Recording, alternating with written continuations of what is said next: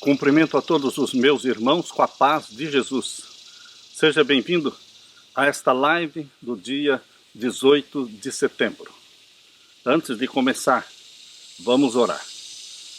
Pai querido que estás nos céus, na Tua presença estamos buscando a Tua graça, a Tua bênção e a iluminação do Espírito Santo para abrirmos a Tua palavra profética. Que ao estudarmos este tema de hoje, o Espírito Santo vem iluminar a minha mente e a mente dos meus irmãos e acender em nós a chama e a paixão por Jesus Cristo e pela segunda vinda gloriosa do nosso Senhor Jesus Cristo. Ouve a nossa oração, dá-nos a Tua bênção, em nome de Jesus. Amém. Queridos, a live que Deus colocou no nosso coração para apresentar hoje fala sobre a grande tribulação. Grande tribulação. Se você procurar no YouTube sob esse título, Grande Tribulação, você vai encontrar dois conceitos, duas formas de entender a grande tribulação. A maioria esmagadora dos evangélicos, eles entendem a grande tribulação como sendo de 7 anos, sendo os 3 primeiros anos e meio de tribulação e a grande tribulação, os últimos 3 anos e meio, formando então um total de 7 anos. Mas, quando nós buscamos o apoio bíblico, porque o importante, meu querido irmão, minha querida irmã, não é o que pensam pastores, membros ou doutores. Queridos, o que importa para você e para mim é o que pensa Deus. O pensamento de Deus está revelado na sua palavra. Assim diz o Senhor. Será que existe na Bíblia este período de 7 anos de tribulação ou grande tribulação? Será que nós encontramos isto dentro da Bíblia? Quando você procura este texto que fala dos 7 anos de tribulação ou grande tribulação, agora no tempo do fim, você não encontra esse texto. E então eu pergunto para os meus queridos irmãos evangélicos, para os pastores evangélicos, de onde vocês tiraram a ideia de 7 anos, agora no tempo do fim, sendo que são 3 anos e meio de tribulação e depois mais 3 anos e meio de grande tribulação? Onde está isso na Bíblia? E então, os meus queridos irmãos indicam um texto na Bíblia que justifica estes 7 anos, agora no tempo do fim, de tribulação. De onde vem esse texto? De Daniel, capítulo 9. Abra sua Bíblia. Daniel, capítulo 9, nós vamos encontrar aqui as 70 semanas. As 70 semanas de Daniel, capítulo 9, eles mencionam que a última destas 70 semanas de anos, eles entendem que são 70 semanas de anos, ou seja, 70 semanas de 7 anos são 490 anos. E eles então tiram a última semana das 70, ou seja, os últimos 7 anos destes 490 anos mencionados aqui em Daniel capítulo 9, verso 24, eles tiram estes últimos 7 anos e jogam agora para o tempo do fim, para o período da angústia, da tribulação do povo de Deus e para a segunda vinda de Jesus. Mas, queridos, seria correto nós pegarmos a última semana das 70 e jogarmos para o tempo do fim? Deus nos autoriza a fazer isso? Quem interpreta as profecias?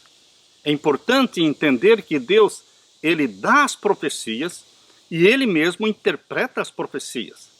Ele não deixou para você interpretar as profecias do jeito que você quer. Isso está muito claro quando você abre a Bíblia aqui na carta de Pedro. Abra a sua Bíblia na carta de Pedro. Aqui nós encontramos na segunda carta de Pedro. A segunda carta de Pedro, capítulo 1, e o verso 20 e 21. Aqui nós lemos: sabendo primeiramente isto, que nenhuma profecia da Escritura é de particular interpretação. Porque a profecia nunca foi produzida por vontade de homem algum, mas os homens santos de Deus falaram inspirados pelo Espírito Santo. Nenhuma profecia da Bíblia foi deixada para você interpretar. Aqui diz, de particular interpretação. Você interpreta do jeito que você quer. Você dá a interpretação que você acha que é certo. Não, não existe isso na Bíblia.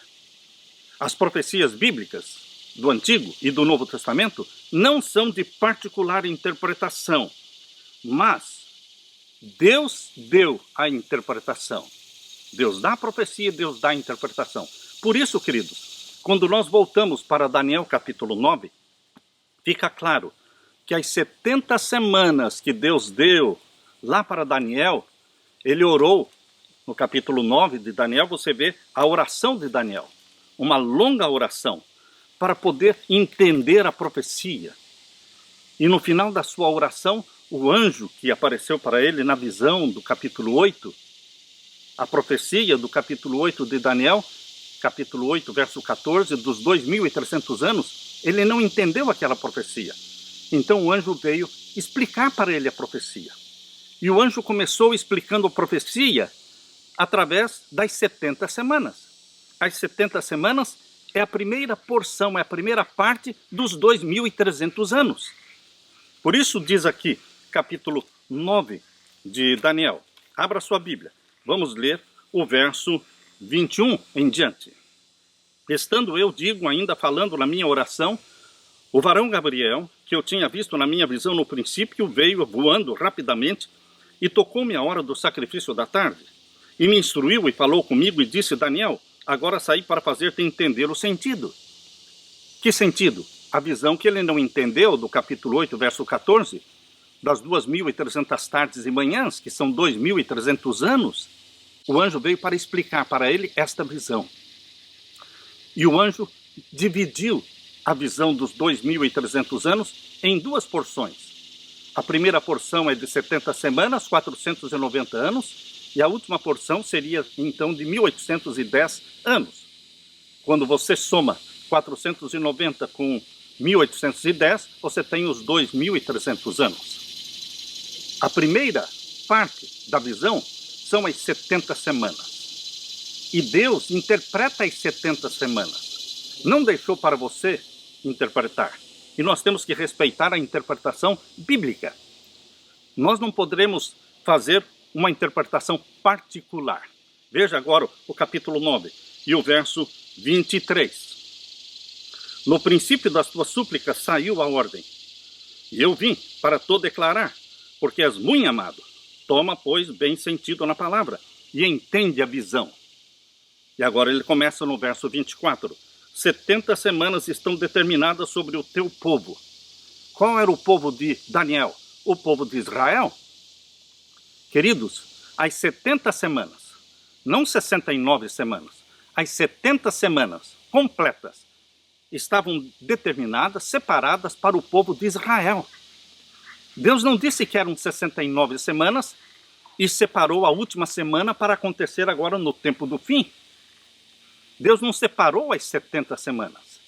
Todas elas estão determinadas e separadas para o povo de Daniel, o povo de Israel. O que aconteceria durante estas 70 semanas? Verso 24. 70 semanas estão determinadas sobre o teu povo e sobre a tua santa cidade para extinguir a transgressão. O que seria feito durante essas 70 semanas? A transgressão seria extinta. Extinguir a transgressão. Quem extinguiu a transgressão? O Cordeiro de Deus que tira o pecado do mundo. É somente o sangue de Jesus Cristo, simbolizado pelos animaizinhos que morriam. Agora veio o Cordeiro de Deus que tira o pecado do mundo para extinguir a transgressão. Está falando que esta profecia vai até a vida de Jesus Cristo, até o ministério de Cristo, até a morte de Cristo na cruz, para extinguir a transgressão, dar fim aos pecados. Quem é que dá fim aos nossos pecados? O sangue de Jesus Cristo. Quando o sangue de Jesus Cristo foi derramado na cruz do Calvário? Em que ano? No ano 31. Você está percebendo que estas 70 semanas não tem nada a ver com os nossos dias, ou seja, o tempo do fim, da tribulação do tempo do fim. Mas elas se cumpririam em Israel, com o povo de Israel, enquanto o povo de Israel ainda era a nação escolhida de Deus. Porque Jesus veio neste mundo enquanto Israel era a nação escolhida de Deus. E ele veio para extinguir a transgressão, para dar fim aos pecados. Só o sangue de Jesus derramado na cruz extingue e dá fim aos pecados. E o que mais? E para expiar a iniquidade. Quem faz expiação pela iniquidade, pelos nossos pecados? O sangue de Jesus Cristo derramado na cruz. Você está vendo que estas 70 semanas estão focando, estão direcionando os seus pensamentos para o ministério de Cristo na terra. O ministério de Cristo na terra foi do ano 27 até o ano 31. No ano 27 começou o ministério de Cristo na terra, quando Jesus foi batizado no ano 27. E o ministério dele durou 3 anos e meio.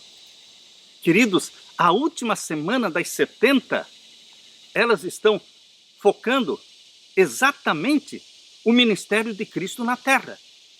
Jesus foi batizado no ano 27, 3 anos e meio de ministério, morreu no ano 31. E Deus deu de graça e misericórdia para o povo de Israel mais 3 anos e meio para completar a última semana, ou seja, os últimos 7 anos. Os 490 anos duram até o ano 34. Os 490 anos das 70 semanas duram até o ano 34, quando Estevão foi morto, e como o primeiro mártir cristão, e o apóstolo dos gentios foi convertido, Saulo foi convertido em Paulo no ano 34. Queridos, quando começariam? Quando começariam essas 70 semanas? Porque se Deus nos der o ponto de início das 70 semanas, nós saberemos com certeza, matemática, o ano em que as 70 semanas terminaram. Para que não sejamos tentados a pegar esta última semana das 70 e jogar agora para o tempo do fim, dizendo que vai se cumprir no tempo da grande tribulação, agora no tempo do fim. Queridos, esta teoria de que existem 7 anos de grande tribulação agora no tempo do fim, e que a igreja de Deus será arrebatada antes desta grande tribulação, isto não tem apoio bíblico. Os que defendem a grande tribulação de 7 anos para o tempo do fim, e que a igreja vai ser arrebatada para o céu de forma invisível e secreta, ninguém vai ver. Isto foi representado no filme Left Behind. Neste filme Left Behind, eles mostram como funciona essa teoria de que existem 7 anos de tribulação, mas que a igreja é arrebatada invisivelmente, secretamente, antes da tribulação. Queridos, isso não tem apoio na palavra de Deus. Primeiramente, esses 7 anos pertencem às 70 semanas. E Deus não autorizou ninguém pegar a última semana das 70 e jogar para o tempo do fim. Vejam, o que Deus diz que aconteceria nesta última semana? O que aconteceria? Quando começaram as 70 semanas? Vamos ver agora o verso 25. Sabe e entende. Desde a saída da ordem para restaurar e para edificar Jerusalém, estão vendo aí o ponto de partida, o ponto do início das 70 semanas? Dos 490 anos, porque 70 vezes 7 são 490. São semanas, anos, então são 490 anos. Qual é o ponto de partida? Desde a saída da ordem para restaurar e para edificar Jerusalém. Qual foi o ano em que foi dada a ordem para restaurar e edificar Jerusalém? Você vai para o livro de Esdras. Abra sua Bíblia. No livro de Esdras, aqui você encontra os decretos que foram feitos para restaurar e para edificar Jerusalém. Aqui você encontra em Esdras, capítulo 6. Esdras, capítulo 6, verso 14. Menciona que foram feitos 3 decretos para edificar e restaurar Jerusalém. Vamos ler Esdras 6, 14. E os anciãos dos judeus iam edificando e prosperando pela profecia do profeta Ageu e de Zacarias, filho de Ido, e edificaram a casa e a aperfeiçoaram conforme ao mandado de Deus de Israel e conforme ao mandado de Ciro. O primeiro decreto foi o de Ciro, no ano 537 a.C. E de Dario, o segundo decreto foi de Dario, no ano 519 a.C., e de Artaxerxes, rei da Pérsia. O terceiro e último decreto foi o de Artaxerxes, no ano 457 a.C. Queridos, porque os dois primeiros decretos não funcionaram, porque a cidade e o templo não foram reconstruídos, exatamente por isso foi necessário mais um decreto. E foi o decreto de Artaxerxes, no ano 457, que realmente consumou, consolidou a reconstrução tanto da cidade como do templo. Então, queridos, nós pegamos o ano de 457 a.C. como o ano de início das 70 semanas. 70 semanas são 490 anos. Então você diminui 490 menos 457. Então você tem o ano 33. Queridos, o ano 33 é o resultado da diminuição. 490 menos 457. Por que dá o ano 33? Porque quando você faz a conta dos anos que vêm antes de Cristo, ano 5, ano 4, ano 3, ano 2, ano 1. Do ano 1 antes de Cristo pula para o ano 1 depois de Cristo. Então na sua conta você tem que acrescentar 1. Então 490 menos 457 dá o ano 33. Você acrescenta 1 e fica o ano 34. O ano 34 é o término dos 490 anos. Então, queridos, Jesus Cristo, ele seria batizado e ele exerceria o seu ministério nesta última semana. A última semana foi do ano 27 ao ano 34. Percebam, aqui nos diz, no capítulo 9 de Daniel. Leia de novo o capítulo 9 de Daniel conosco e vamos encontrar aqui exatamente o que Deus está nos ensinando. Capítulo 9, verso 25. Sabe e entende, desde a saída da ordem para restaurar e para edificar Jerusalém, até ao Messias. A palavra Messias, em português, quer dizer ungido. Quando Jesus Cristo foi ungido? Quando Jesus foi ungido? No batismo dele. Então, desde a ordem para restaurar Jerusalém, 457, até o Messias, até a unção do Filho de Deus, seriam 69 semanas. 69 semanas até o batismo de Jesus Cristo. 69 semanas nos levam até o ano 27. Ano 27 foi o ano do batismo de Jesus. Percebam que 70 semanas nos levam até o ano 34. 69 semanas nos levam até o ano 27, ano do batismo de Jesus. Desde a ordem para restaurar e edificar Jerusalém até o Messias, ou seja, a unção, o ungido, o príncipe, 7 semanas e 62 semanas, ou seja, 69 semanas. 483 anos até o batismo de Jesus. E agora faltavam 7 anos para completar as 70 semanas. Esses 7 anos, queridos, foram do ano 27 ao ano 34, sendo que Jesus exerceu um ministério de 3 anos e meio, 27 até o ano 31, foi morto, fez cessar o sacrifício, e o evangelho continuou sendo pregado para os judeus somente ainda mais 3 anos e meio, até o ano 34, quando Estevão foi morto e Saulo, não é, foi convertido e se tornou Paulo, o apóstolo dos gentios. Estão percebendo? Vejam aqui o que aconteceu no verso 26. Daniel 9, verso 26. E depois das 62 semanas, ou seja, 7 mais 62 são 69, o que aconteceria depois disto? O Messias será tirado. Jesus Cristo seria morto. Queridos, depois das 62 semanas será tirado o Messias e não será mais.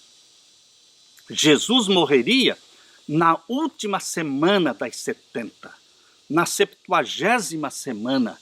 Satanás odeia esta profecia, porque ela está mostrando o ano que Jesus seria batizado, o ano 27, o ministério maravilhoso de Jesus na terra, 3 anos e meio, a morte de Jesus no ano 31. Satanás odeia as verdades que falam do Messias, Jesus Cristo.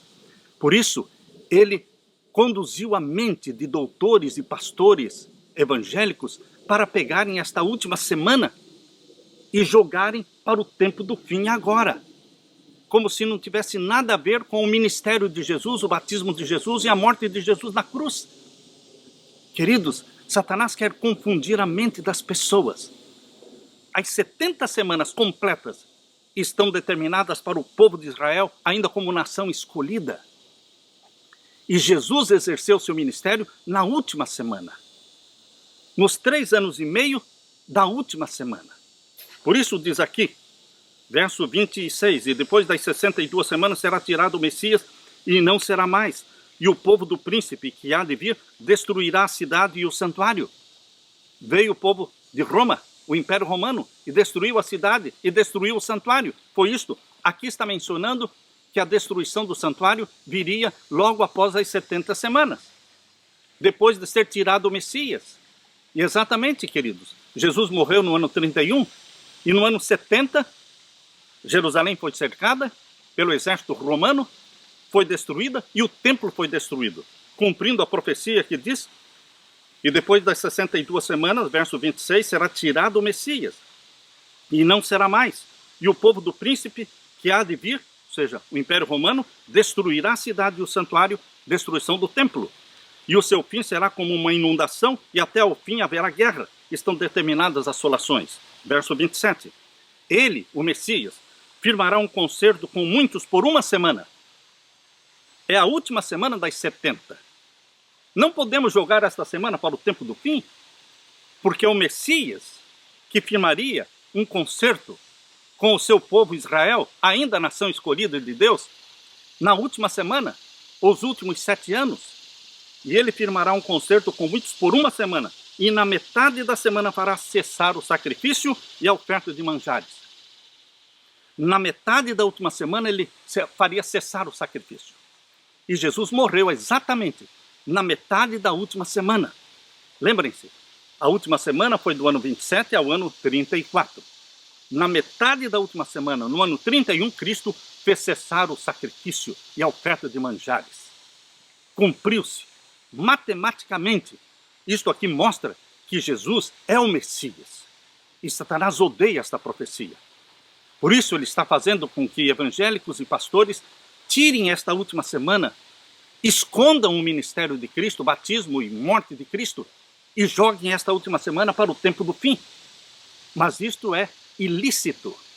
Isto é desonestidade com a palavra profética de Deus. Nós temos que deixar que a Bíblia interprete a Bíblia. A profecia bíblica, disse Pedro, não é de interpretação particular. Deus dá a interpretação. Então, queridos, o que é a grande tribulação mencionada na palavra de Deus?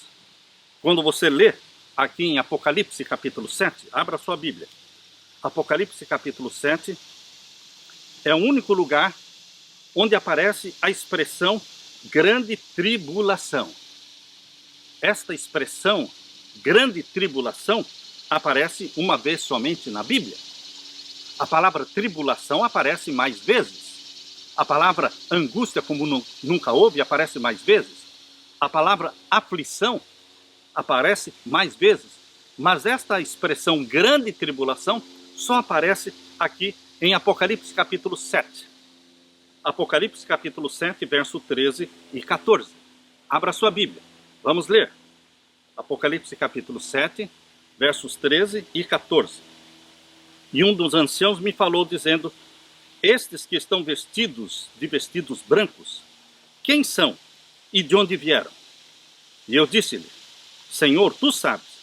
Percebam que é um dos 24 anciãos, que estão assentados em tronos lá no céu, ajudando Jesus no ministério no santuário celestial. Um dos 24 anciãos está conversando com João. E é um dos anciãos que disse, e ele me disse: estes são os que vieram da grande tribulação, verso 14. A única vez em que esta expressão grande tribulação aparece, está aqui. Estes são os que vieram da grande tribulação e lavaram seus vestidos e os branquearam no sangue do Cordeiro. Está claro queridos, que o povo de Deus, os santos do Altíssimo, eles passam pela grande tribulação. Quem é esse povo de Deus que passa pela grande tribulação? O capítulo 7, verso 4, menciona este grupo que passa pela grande tribulação. Este grande grupo que passa pela grande tribulação é formado, primeiramente, pelos 144 mil mencionados no capítulo 7, verso 4. Leia comigo, verso 4, Apocalipse 7. E ouvi o número dos assinalados, e eram 144 mil assinalados de todas as tribos dos filhos de Israel. O Israel espiritual, quando você lê Israel no Novo Testamento, entenda como Israel espiritual, o Israel que herdou a fé de Abraão. Nós não somos do povo de Israel pela herança sanguínea, geneticamente, mas nós somos do povo de Israel espiritual porque herdamos a fé de Abraão. Todos que abraçam a Jesus passam a fazer parte do Israel do Novo Testamento. Os 144 mil são escolhidos do Israel espiritual de Deus. Este é o grupo que vai passar pela grande tribulação. Mas será que eles vão passar sozinhos, só os 144 mil? Não, queridos. Aqui no capítulo 7, verso 9, menciona uma multidão que ninguém podia contar, que também vai passar pela grande tribulação, junto com os 144 mil. Leia conosco, capítulo 7, verso 9. Depois destas coisas olhei, e eis aqui uma multidão a qual ninguém podia contar.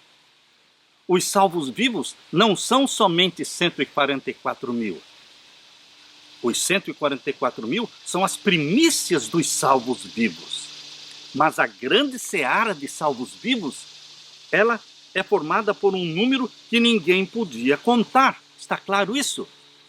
E primícias e seara, eles atravessam juntos este período de grande tribulação, que não será de 7 anos. Não existe na Bíblia um período de tribulação de 7 anos. Já explicamos que os 7 anos que eles usam veio da última semana das 70. Esta última semana das 70 não podem ser tiradas lá do batismo, ministério de Cristo e morte de Cristo, queridos. Isto se cumpriu lá com o povo de Israel, quando Israel ainda era a nação escolhida de Deus, até o ano 34.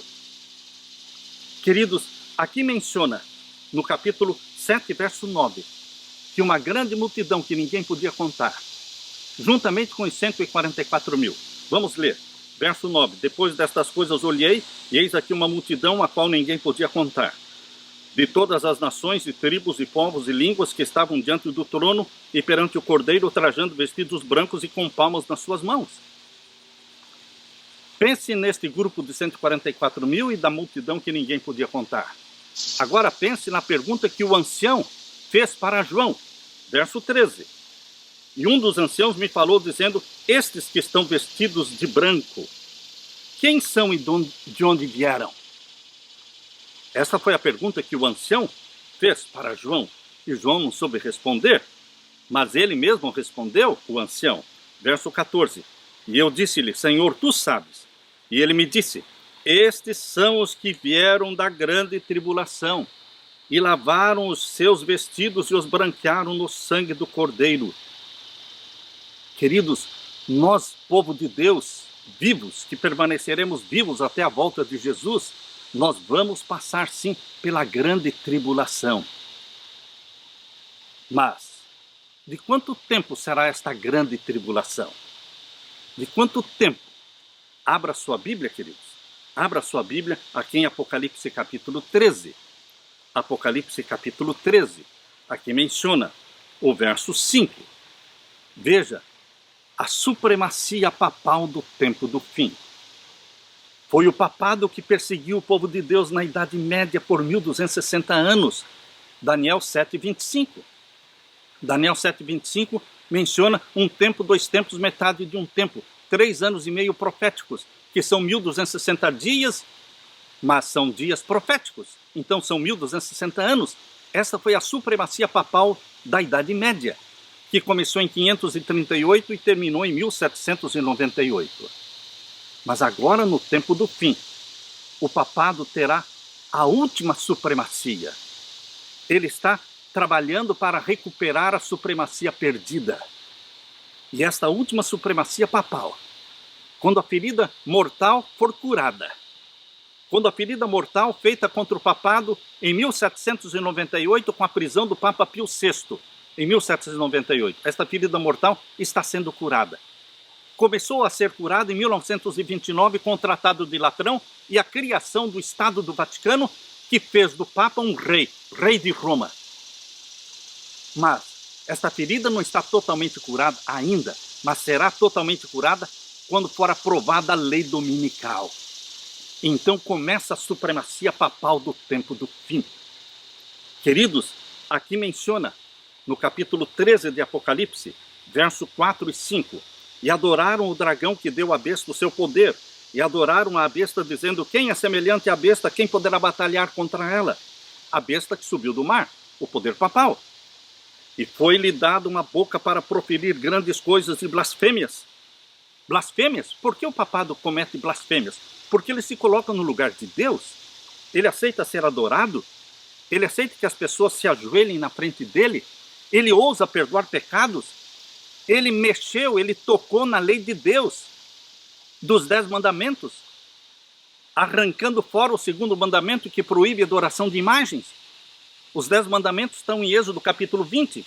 O segundo mandamento ali em Êxodo 20 proíbe a adoração de imagens. Esse mandamento foi arrancado fora pelo papado. Ele arrancou também dos 10 mandamentos de Deus o 4º mandamento que diz, lembra-te do dia do sábado para o santificar. 6 dias trabalharás, farás toda a tua obra, mas o 7º dia é o sábado do Senhor teu Deus. Ele arrancou fora. E o que ele colocou no lugar do sábado? Guardar domingos e festas. Hoje, a Igreja Católica guarda domingos e festas. E as igrejas protestantes, elas estão se tornando filhas de Babilônia ao aceitarem um mandamento que não tem apoio bíblico. É um mandamento para guardar o domingo que vem da autoridade papal, não da autoridade bíblica. Queridos, o domingo como dia de guarda é a bandeira do papado. É a bandeira.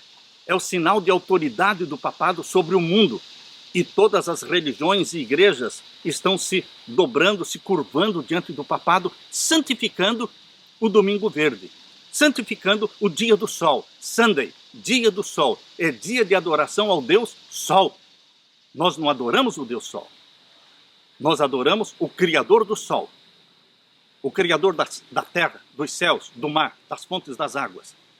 Nós adoramos o Criador, que fez o mundo em 6 dias, e no 7º dia abençoou, santificou e descansou, conforme diz em Gênesis, capítulo 2, versos 1 até o verso 3.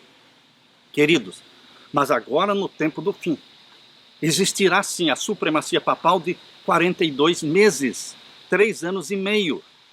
Este será um período de tribulação para o povo de Deus, porque estarão sendo perseguidos porque guardam o sábado e não o domingo.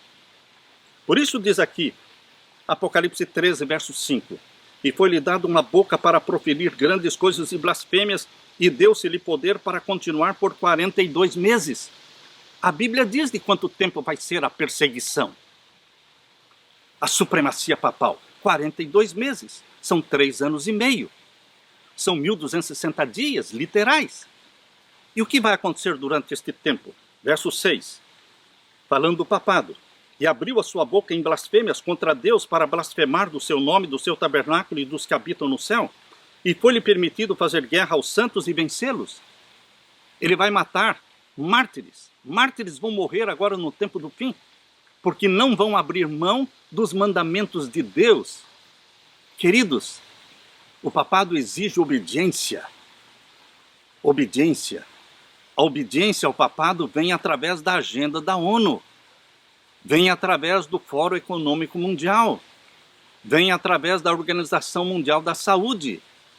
Queridos, a obediência ao papado é obediência às regras da nova ordem mundial, porque a nova ordem mundial é a última supremacia papal de 3 anos e meio de perseguição aos que guardam os mandamentos de Deus. Por isso que aqui diz no verso 7, foi-lhe permitido fazer guerra aos santos e vencê-los, porque nós vamos ter mártires ainda neste período de tribulação. Tribulação ao povo de Deus. Por quê? porque guardam os mandamentos de Deus.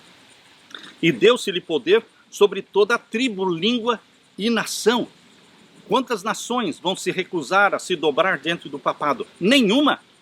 Aqui diz, todas as tribos, línguas e nações da terra se dobrarão, se ajoelharão diante do papado. É exatamente o que está acontecendo no mundo hoje, com esta agenda global da ONU. Queridos, disfarçadamente, através da ONU, o papado está dominando o mundo, com o apoio dos Estados Unidos da América do Norte. Lembrem-se que Joe Biden, ele é católico. E ele é mais católico do que americano. Ele é mais católico do que americano. John Kennedy, que foi o primeiro presidente dos Estados Unidos católico, ele dizia, eu sou mais americano do que católico. Mas Joe Biden, que é o segundo presidente católico nos Estados Unidos, ele é mais católico do que americano. Ele está submisso à agenda papal. Está a serviço do Vaticano. E queridos, nós vamos ter essa tribulação, esta grande tribulação de 3 anos e meio. Mas quem vai passar por ela? A igreja de Deus viva. Os santos vivos vão passar por esta tribulação.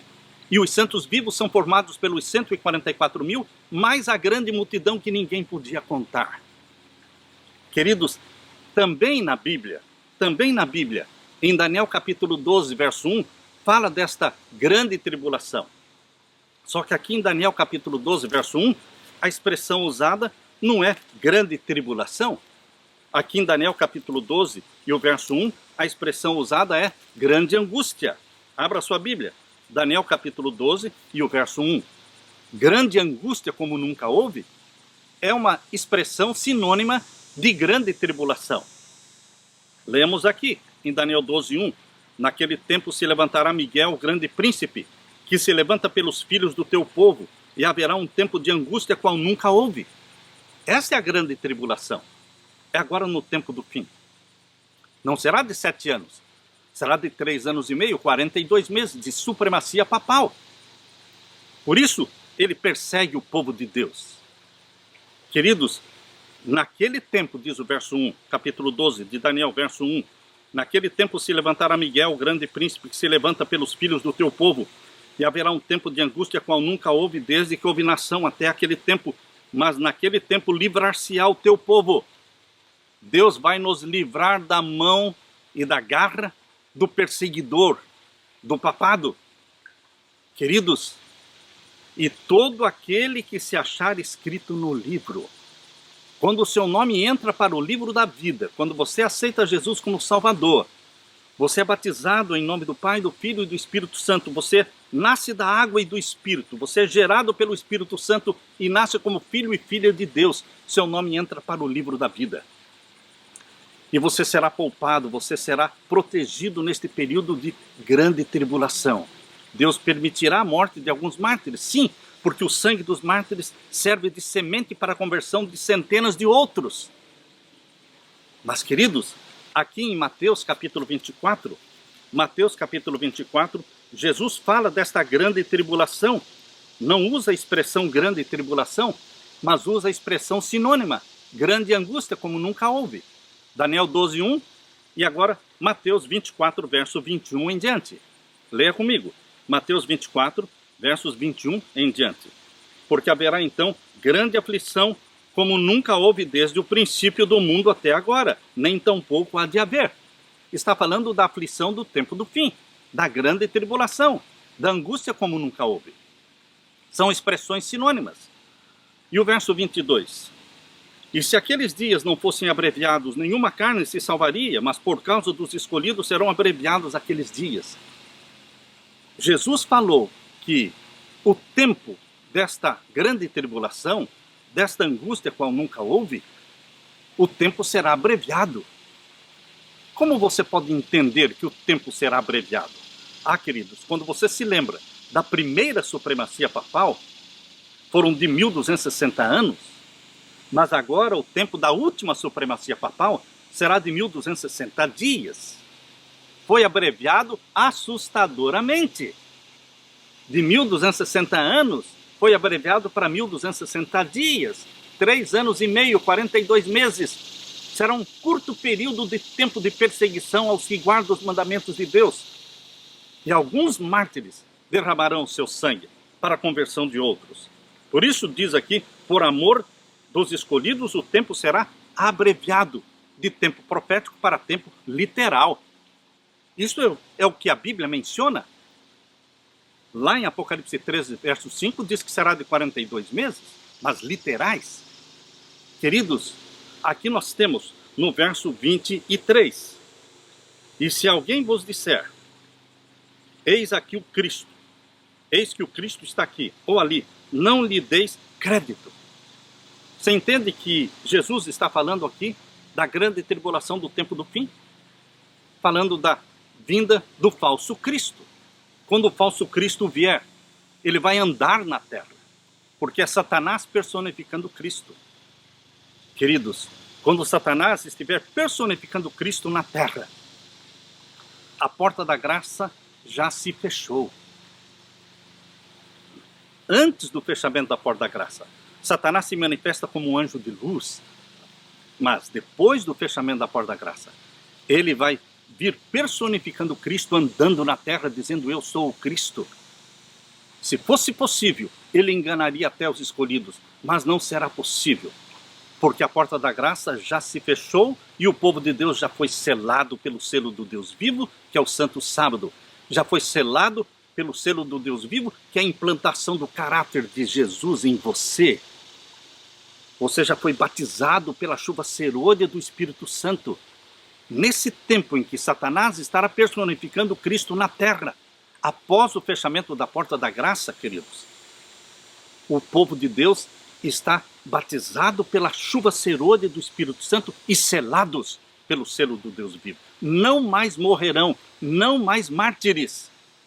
Não mais mártires. Eles serão protegidos e amparados por Jesus Cristo, protegidos do decreto de morte. Porque após o fechamento da porta da graça virá o decreto de morte. Primeiro o que vem é o decreto dominical, antes do fechamento da porta da graça. Mas depois virá o decreto de morte, mas nenhum dos filhos de Deus morrerá. Aleluia! Queridos, a grande tribulação existe, mas não será de 7 anos, mas de 3 anos e meio. E a igreja não será arrebatada antes da grande tribulação. Porque está muito claro em Apocalipse 7, verso 13 e 14. De onde estes que estão vestidos de branco vieram? De onde eles vêm? E o próprio ancião disse para João, eles vêm da grande tribulação e lavaram seus vestidos no sangue do Cordeiro. Queridos, Deus nos protege, Deus nos ama. Jesus Cristo voltará não de uma forma secreta. Não existe o arrebatamento secreto. Esta teoria de que as pessoas serão arrebatadas secretamente, invisivelmente, como aparece no filme Left Behind, a pessoa está pilotando um avião e some. Uma pessoa está dirigindo um carro e some. Ficam ali a roupa, os sapatos, os óculos, mas ela desapareceu. Isto não existe, meu querido irmão. A Bíblia diz que o arrebatamento da igreja será visível, porque a segunda vinda de Jesus é visível. E o arrebatamento não acontece antes da segunda vinda de Jesus. A Bíblia deixa claro aqui em Mateus 24, abra sua Bíblia. Não é o que dizem pastores e doutores, é o que diz a Bíblia. Aqui diz que o arrebatamento da igreja de Deus ocorre na segunda vinda de Jesus, não antes e nem depois. A segunda vinda de Jesus acontece, os santos que estão dormindo no pó da terra ressuscitam glorificados, os santos vivos são transformados num abrir e fechar de olhos e são arrebatados juntos. Os santos ressuscitados e os santos vivos todos são arrebatados para encontrar Jesus nos ares. E vão viver e reinar com Cristo 1000 anos no céu. Descerão do céu no final dos 1000 anos, com a cidade santa Nova Jerusalém, exatamente como está em Apocalipse 20 e Apocalipse 21. Agora, queridos, vejam, Mateus 24, verso 30. Então aparecerá no céu o sinal do Filho do Homem, e todas as tribos da terra se lamentarão, e verão o Filho do Homem, vindo sobre as nuvens do céu, com poder e grande glória. Alguma dúvida aqui? É secreto? É invisível? Não. A volta de Jesus será vista por todos, todas as tribos, maus e bons, salvos e perdidos. Todos assistirão à segunda vinda de Jesus em glória e majestade. Só que a volta de Jesus para o ímpio é terrível, porque ele não está preparado. E ele será fulminado pelo resplendor que vem do rosto de Jesus. O resplendor e a glória de Jesus é superior à do sol. E os ímpios serão fulminados pelo resplendor da vinda de Cristo. Mas vejam o que vai acontecer com a igreja, com os salvos, vivos, e com os ressuscitados. Vejam aqui no capítulo 24, verso 31. E ele, Jesus, enviará os seus anjos com rijo clamor de trombeta, os quais ajuntarão os seus escolhidos desde os quatro ventos de uma a outra extremidade dos céus. Jesus volta e ele então recolhe os escolhidos, os ajunta para levá-los para o céu. É assim que a Bíblia ensina. Não é secreto, não é invisível. Leia também 1 Tessalonicenses capítulo 4. Primeira carta de Paulo aos Tessalonicenses, o capítulo 4 e o verso 16. Aqui nós lemos. 1 Tessalonicenses capítulo 4 e o verso 16. Porque o mesmo Senhor descerá do céu. Jesus desce do céu. Com alarido e com voz de arcanjo e com a trombeta de Deus, nada secreto, nada invisível. E os que morreram em Cristo ressuscitarão primeiro.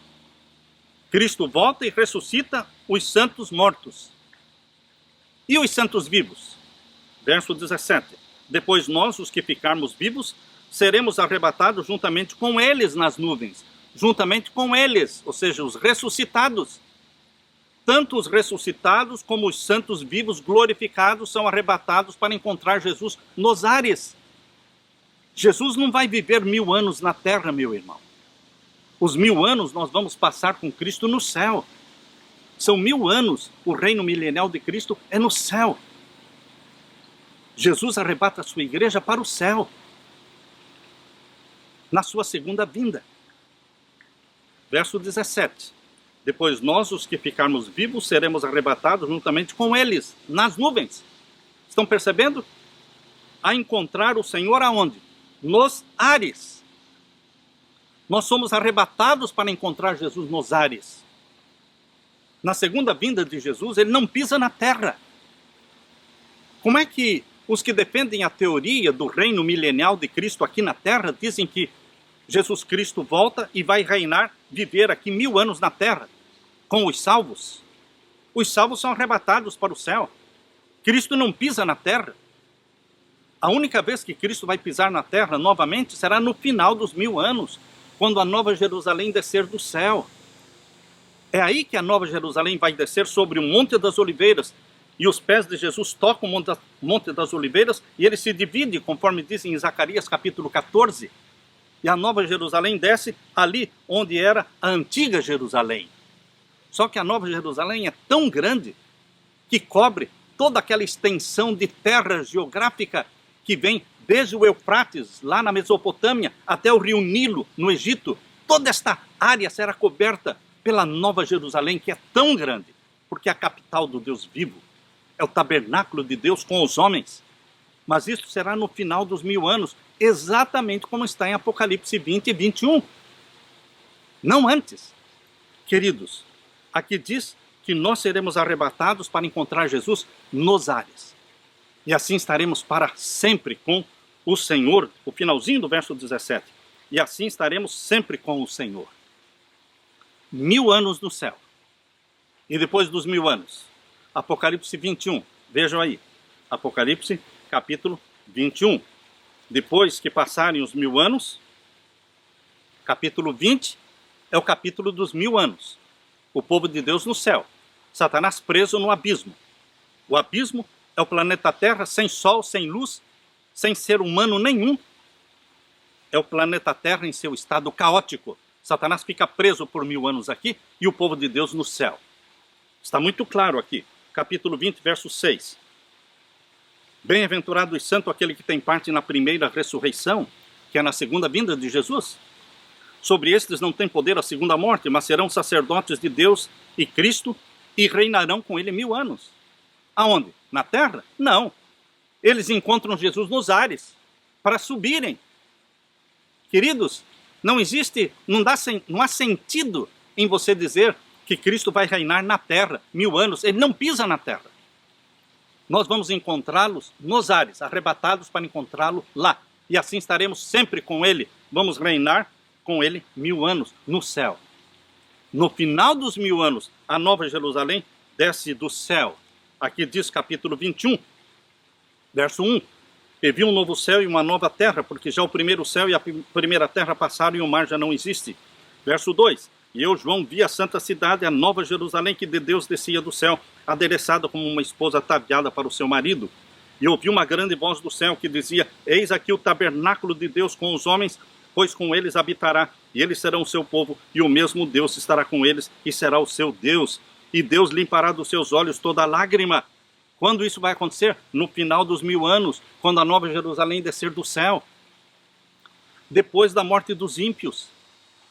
Enquanto os ímpios estiverem morrendo, lá no meio dos ímpios morrendo, nós temos familiares, nós temos amigos, nós vamos chorar. Mas uma vez eles queimados, eles vão se tornar cinzas. E Deus vai criar a nova terra, cuja capital é a Nova Jerusalém. Então não vamos mais chorar. Por isso diz aqui no verso 4, e Deus limpará dos seus olhos toda lágrima, e não haverá mais morte, nem pranto, nem clamor, nem dor, porque já as primeiras coisas são passadas. E o que estava sentado sobre o trono disse: eis que eu faço novas todas as coisas, aleluia. E disse-me: escreve, porque estas palavras são verdadeiras e fiéis. Estas palavras são verdadeiras e fiéis, você pode confiar nelas. Queridos, nós vamos passar por uma grande tribulação de 3 anos e meio.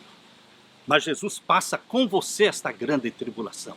Os anjos de Deus com você. Depois desta grande tribulação, virá então, querido, a personificação. Satanás fará uma personificação de Cristo na terra. Virá um decreto de morte contra o povo de Deus. Mas os anjos estarão ao seu lado. Você não tem nada a temer. Quando eles marcarem o dia, a hora em que o povo de Deus, que guarda os mandamentos de Deus, deve morrer, quando eles marcarem o dia da morte dos que guardam os mandamentos de Deus, este será o dia do Armagedon, porque Cristo aparecerá para libertar o seu povo, não deixando-os morrer pelo decreto de morte. Não vamos morrer pelo decreto de morte. Seremos arrebatados com Jesus Cristo para 1000 anos no céu. E a eternidade será na nova terra que será recriada. Esta é a promessa de Deus para você, meu querido irmão, minha querida irmã.